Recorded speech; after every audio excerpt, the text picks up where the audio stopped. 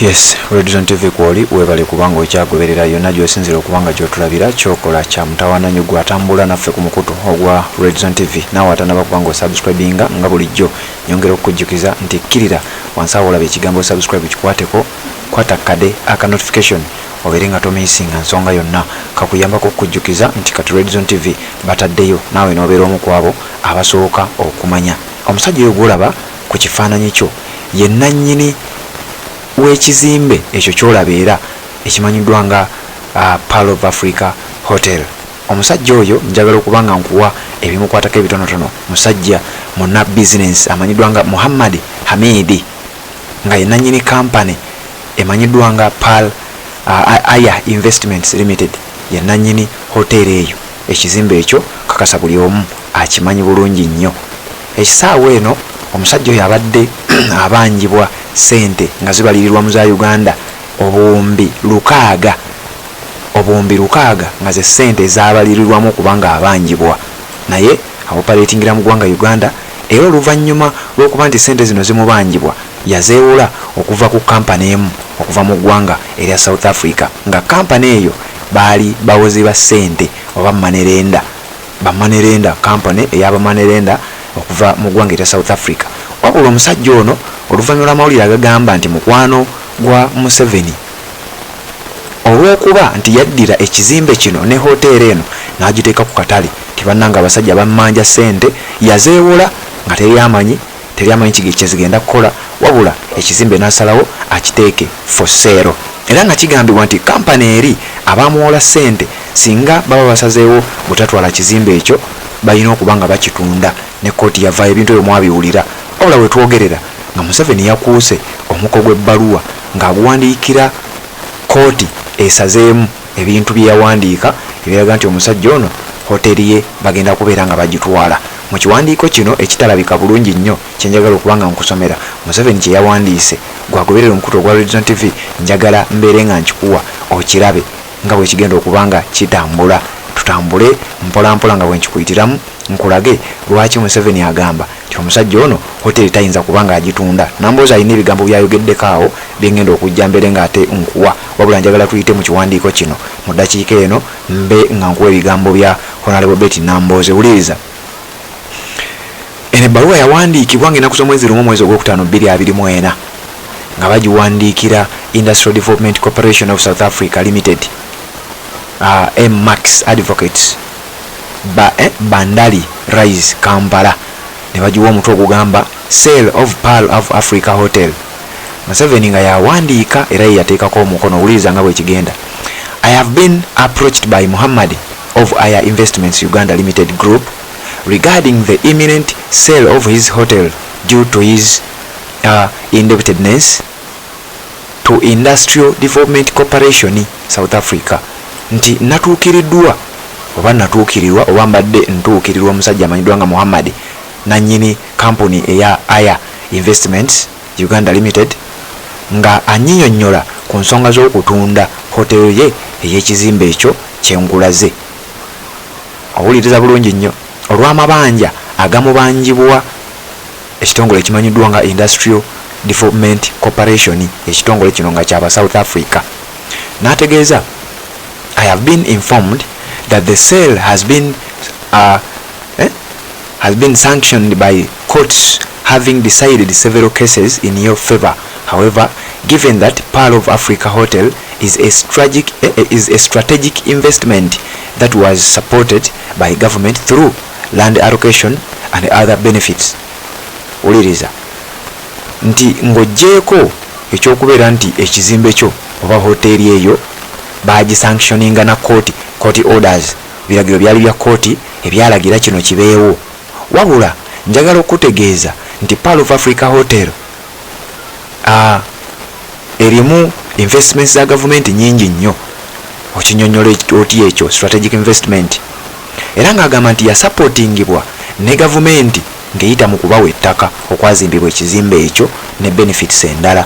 Government wishes to intervene so that the debt is paid instead of auctioning the hotel.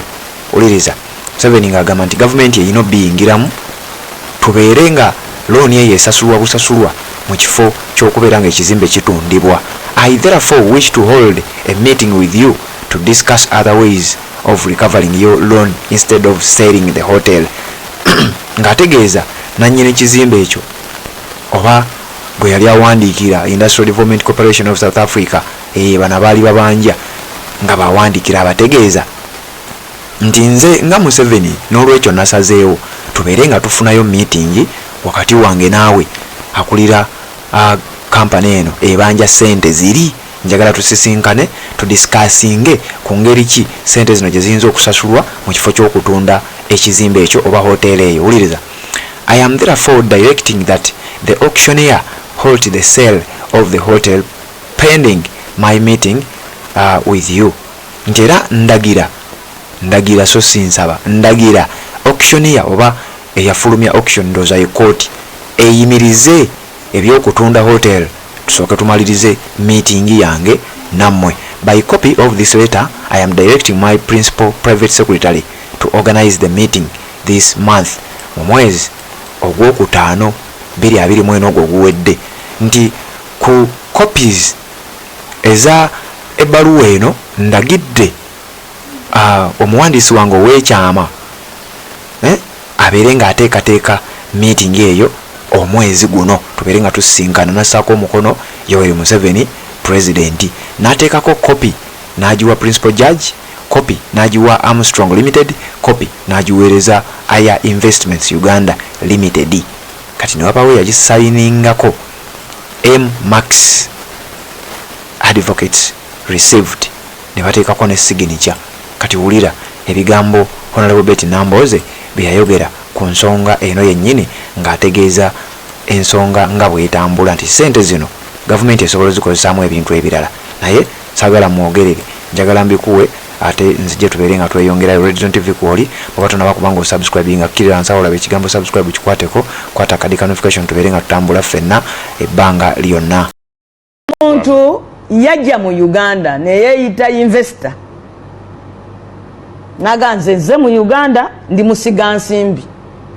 Uganda nemuwa ettaka lya bwereere mu kibuga Kampala awantu awalungi president wagambira ddala wali strategic nga kafuna okufuna kakolaki kafuna namugattirako president zagambye as a benefits nga mulimu n'okumusonyiwa emisolo gyonna. Abo baba baleeta ebizimbisibwa babiyisaawo buyisa ate baatugamba nti baleeta ebyabwe ne baleeterako n'ebyokutunda kubanga ye buli byayisaawo agamba nti bino byakuzimba hoteli aya gye mwasonyiwa omusolo, bino zina emifaliso, gino suuka, bino biki, bino bikopo byonna ntwala mu hoteli eri gye mwasonyiwa emisolo byonna n'amala ozimba hoteli pa n'agimala n'akola n'afuna oba n'atafuna. Kati n'agenda eyo n'ali amabanja ge tutategedde oba gaava kuki oba kuki. South Africa n'asingayo hoteli ng'ali amabanja. Nina hoteli e Uganda ngisinze mumpe sente oba n'azitwalawa nze naawe tekuli akolaki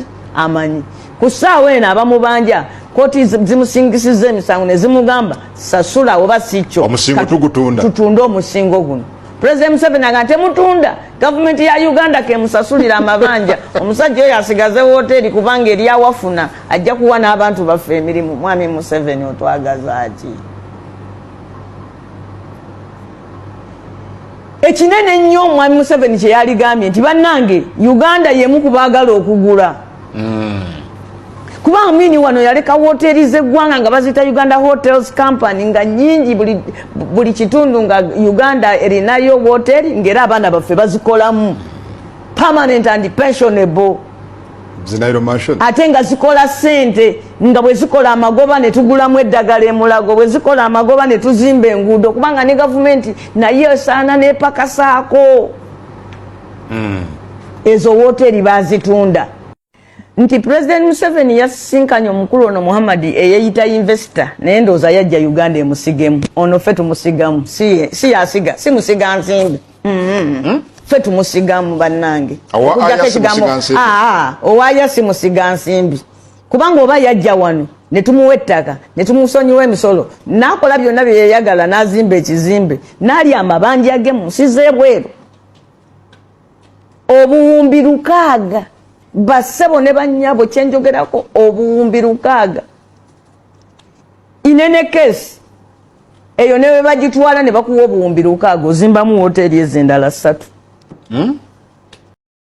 Yes, bigambo bya Betty Namboze bakireke naye njagala okutegeeza nti jjukira bino bigenza okujja bwe budde oba kangambe nti bijjidde mu budde nga waliwo abantu abali mu kugobwa mu lutobazi mu bitundu eby'omu Lubigi wabula nga sayidi eno ensonga bweti bwefaananye eri sayidi eri abali mu Lubigi bali mu Basenda amayumba bagakoonye ate sayidi eno omugagga ono amanyiddwa nga nannyini Pearl of Africa Hotel ate ye amaze okuba nga asonyiibwa ebbanja.